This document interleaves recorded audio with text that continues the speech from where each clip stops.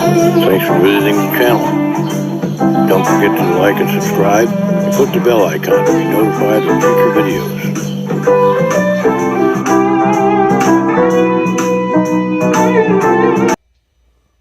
Hey folks, Dan Ryan again.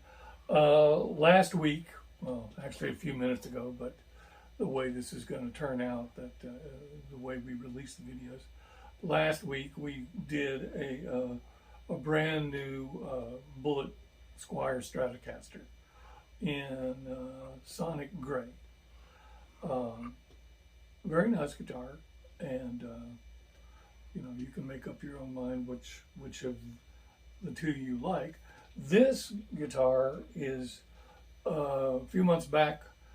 When I wasn't available for a little while, we posted some original tunes that I'd done in my little studio at home.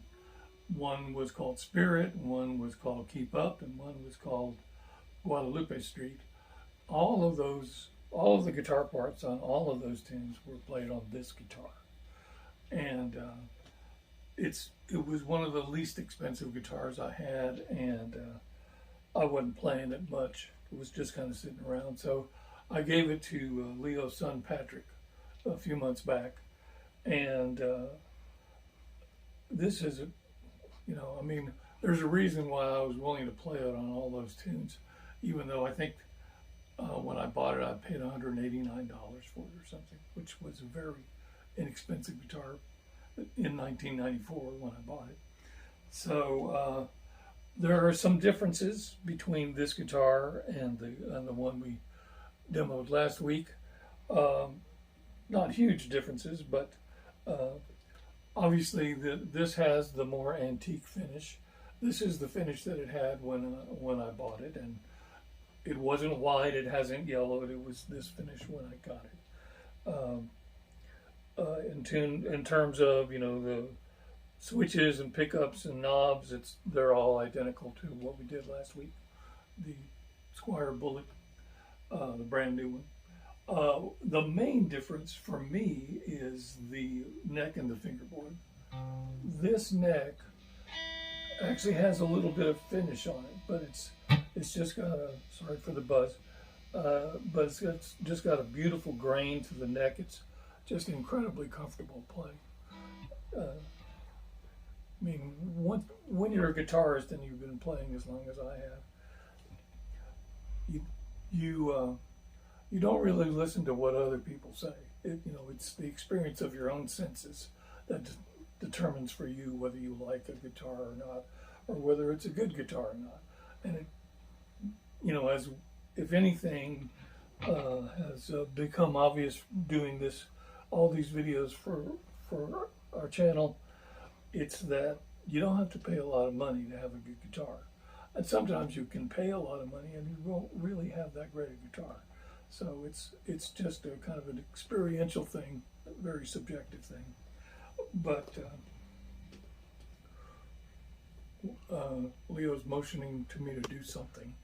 I told you to find a way to mention... Oh, that's right. Before we go any further, and Leo is now focusing, I'm sure, on our glary wall of shame. And that electric glary up there, so far, it's only been 2 or 3 weeks, but that is so far the worst guitar we have ever reviewed. And it was still playable. And you could still get a sound out of it, and if you had to use it. Just not for an entire song. Yeah, it didn't hold tune very well. It had a lot of problems. I won't go back through them. You could play a jingle with it. Maybe. I only played about 2 minutes, and the G string just went so far out of tune it was just impossible to keep playing. Well, I don't know if you've ever seen me stop playing before, except when we were doing that guitar, because there was just no way to play around it. When the G string goes, that's kind of like where you're going to end up, whether you're going up or down on the neck. So, until Glary starts making 100% playable guitars, we're gonna mention that every couple weeks. Yeah, well, the only problem with that is that we're going to have to get another one. Well, And I'm not all that thrilled about that, but that's okay. right. I guess if we're trying to figure out what's what, that's the only way to do that. So for the video last week, we played "Cocaine" by Eric Clapton, and in order to do a fair comparison, let me run through the pickups here first, and then we'll do that. So sorry if we're a little bit scattered, but you'll get over it. We'll get over it. Alzheimer's, death is the ultimate get over it tool. And if you don't get over it, we won't be around to witness it. So who cares? So here we are on the neck pickup on this 1994 Squier Bullet Strat. Oh, and one of the differences is it actually says Bullet by Squier, I believe, right there. And it doesn't Bullet say series. Bullet series, I'm sorry. It says Squier by Fender and then Bullet series. Okay, so here we go, neck pickup.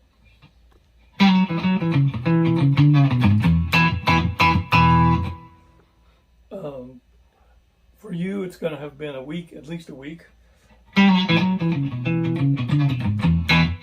But this guitar, the pickups just have kind of a meatier sound than the other ones. It could be a little bit the strings, although as far as I know, the strings are pretty similar.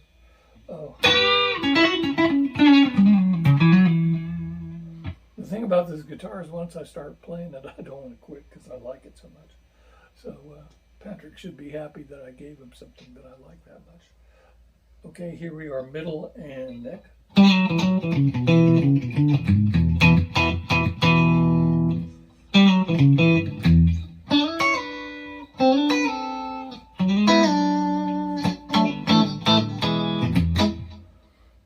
So this guitar has just an overall kind of a slightly darker sound than the new one we reviewed last week. They both are very usable sounds. So and a lot of this you can just use the tone control or something to get closer to the sounds you want. So here's the middle pickup.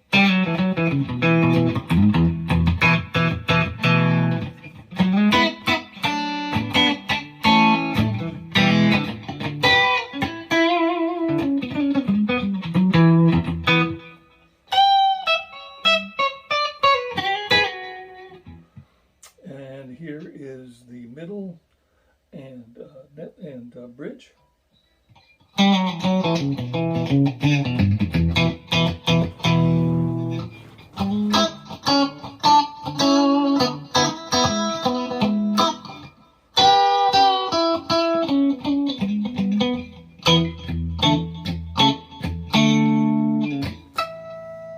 And here is just the bridge pickup.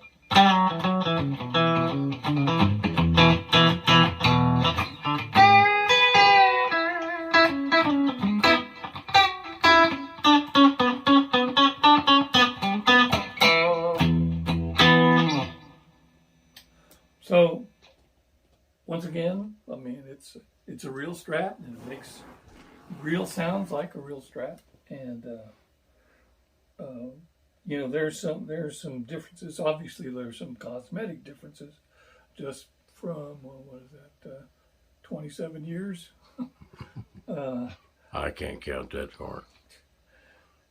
Yeah, well, that one has actually got some true relicking on it. I mean, it occurred from either falling down or whatever. It's got some finish checking in the nitrocellulose. It's really, but if you have to look really close to find it, but it's nothing like SRV dragged from gig to gig behind his pickup truck from the trailer hitch, kind of relicking, but Well, I finally figured out why people like relic guitars, because they're pre-screwed up. So you don't have to worry about them if you take them out to a gig. Although I don't know if I want to pay, 2 or 3 times what a unrelic guitar would cost, just because it already looks messed up. I mean, I'm completely capable of messing it up on my own, but it does take away that kind of fear. When you have something brand new and beautiful and perfect, it can kind of get to you, worrying about the first time you scratch it, or the first time it falls off the stand, or and all this stuff has happened to every guitar player that's ever made a living playing guitar, because that's just you're in a bar with a bunch of drunks for one thing most of the time, so and you can't carry it around with you, and you can't stand guard over it. Maybe if you're 18 years old, you'll stand guard over it. After a while, that gets old. So anyway, we're going to go ahead and play Cocaine for you now. That's the song we played on the other one. And I think we're still in tune. Sounds right. So let me get the right patch for the guitar here.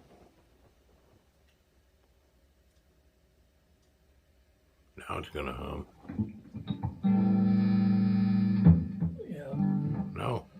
Well, there's one thing about the older Fenders is that as long as you have your hand on the neck, it won't hum. And then as soon as you take it off, hum city. So, all right. Well, here's Cocaine, and hope you enjoy it. And see you in a second.